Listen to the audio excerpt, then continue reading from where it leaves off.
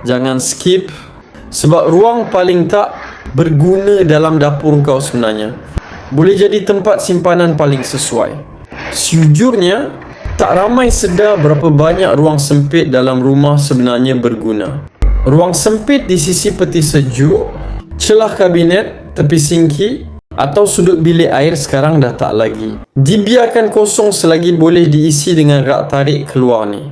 Dari satu celah kecil yang sebelum ni langsung tak berguna, tiba-tiba jadi kawasan simpanan paling terpilih dan paling kerap digunakan setiap hari.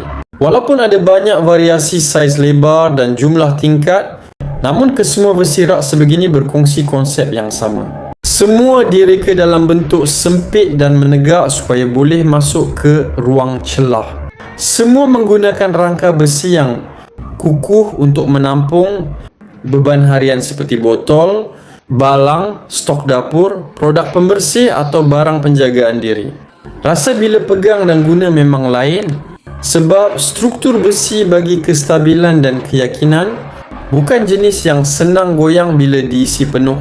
Satu lagi persamaan paling kuat ialah sistem tarik keluar. Semua variasi datang dengan roda di bahagian bawah supaya rak boleh ditolak dan ditarik dengan mudah.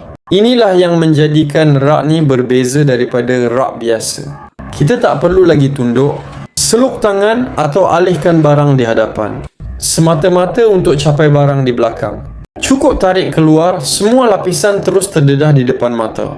Lepas ambil, tolak masuk semula dan ruang dapur atau bilik terus nampak kemas. Setiap tingkat pada semua versi rak ini juga ada dinding penghadang di tepi. Guardrail ini nampak macam perkara kecil, tapi sebenarnya sangat penting dalam penggunaan harian. Ia bantu menahan botol tinggi, balang kaca dan barang kecil supaya tak mudah terjatuh bila rak bergerak.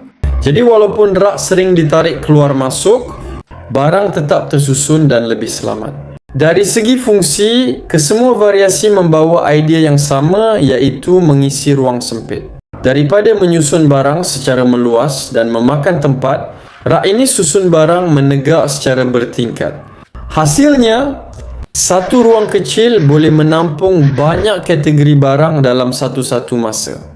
Sebab itu rak ni bukan saja sesuai di dapur, tapi juga sangat praktikal di bilik air, bilik tidur, ruang kerja, malah tepi mesin basuh. Konsepnya konsisten, ruang sempit plus susunan bertingkat plus tarik keluar mudah. Yang paling menarik, perubahan ini bukan sekadar visual. Bila barang tersusun, dapur rasa lebih luas, bilik mandi rasa lebih kemas dan minda pun rasa lebih tenang. Semua variasi ini membawa kesan yang sama. Menukar ruang sempit yang diabaikan menjadi ruang paling berfungsi dalam rumah. Jadi kalau masih ada ruang sempit dalam rumah yang tak dimanfaatkan, jangan biarkan ia terus terabai.